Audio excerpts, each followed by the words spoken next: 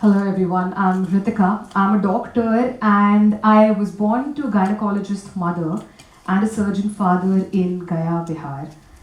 I grew up on top of a hospital, literally, like quite literally, I used to live on top of one. And the thing about having doctor parents is that your lunchtime conversation's not like, hey, what happened at school? It's mostly, hey, a patient was struggling, there was a massive loss of blood, and we had to push them to OT immediately. So, medicine was all around me. Medicine was not just a career choice for me, it was the air I breathed, and most of my life, the plan was very clear. I'll crack NEET UG, I'll study MBBS for 5.5 years, then crack NEET PG, specialize for another 3 years, become a surgeon just like my father. And for those of you who don't know, that's nearly a decade of commitment before you even begin independent practice. So it is demanding, it is competitive, and it truly defines you. So in April 2021, I was ready to take the NEET PG.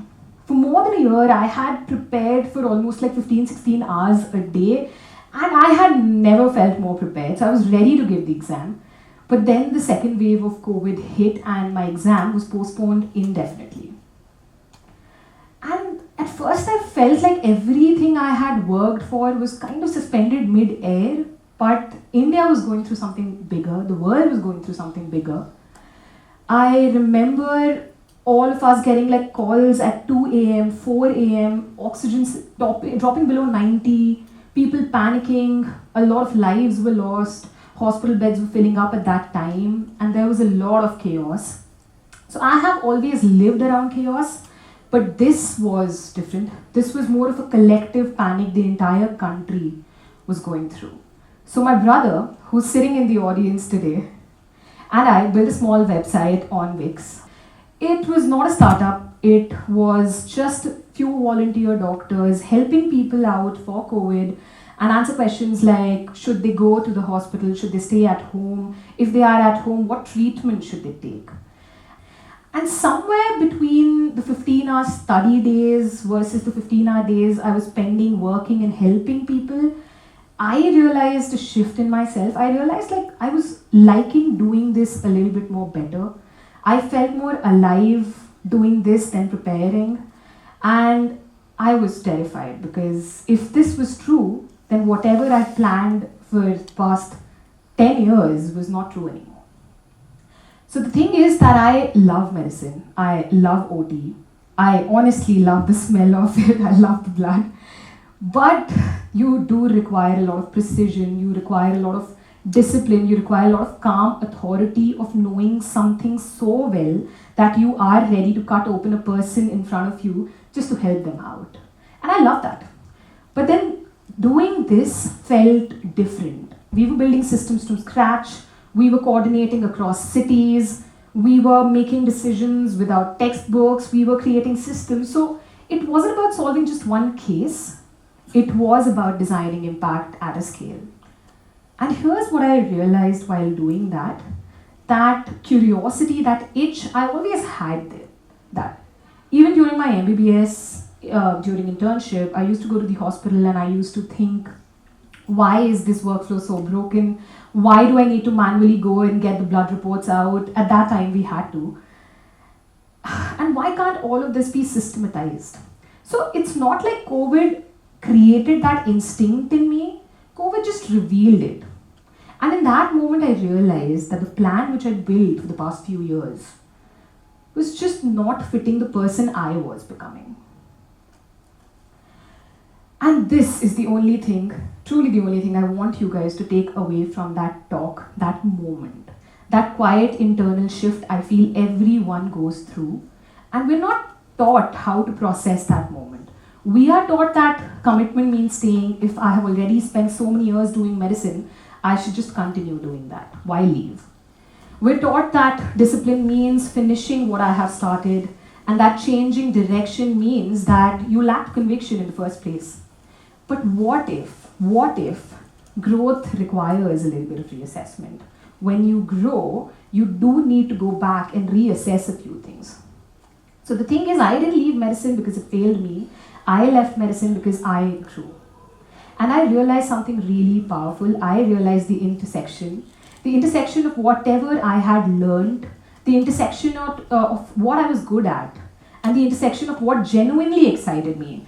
And guys, whenever you feel that intersection, whenever you find that, you need to stick with it, you need to realize it, and you need to seize it. The thing is that these kind of intersections, though, you do not realize by sitting still. You discover these intersections by doing things, by testing things, by building things, by observing what is giving you the energy. So by noticing where momentum is building, you need to be a doer. You cannot be a thinker in finding this intersection. You need to build, fail, reiterate, and then get back. And there would come a moment when you would realize that this is it, and you would know when that moment comes in. And when that moment comes in, please do not stay in two boats. Do not put one foot in safety and one foot in future possibility, because that's not the real strategy. That's just fear. A lot of us go through that, but we need to choose. So that a lot of you over here are doing MBA. A lot of you might be freshers. A lot of you might have a lot of work experience and are coming over here.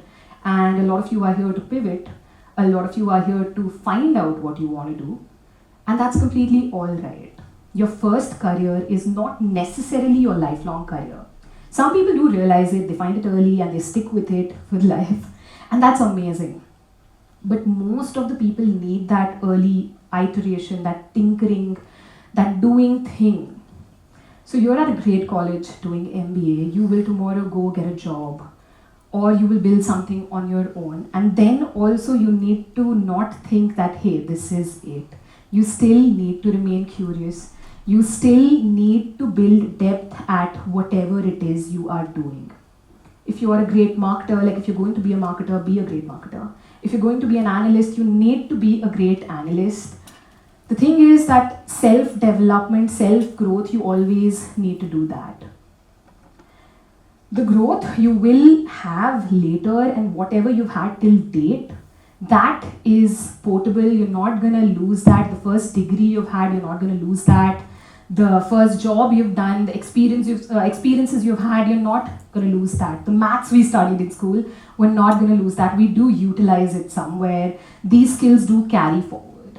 So yeah, in April 2021, my exam got postponed.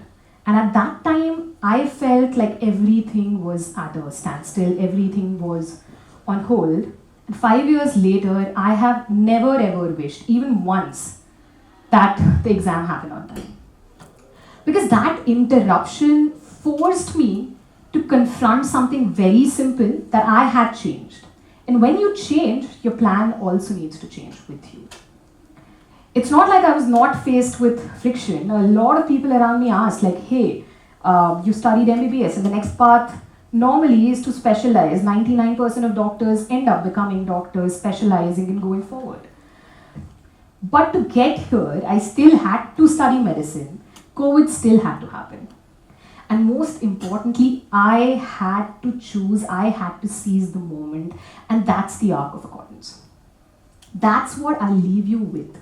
Your first plan might not be the final one, but when your growth demands it, do not negotiate with it. Choose and move forward. Thank you guys.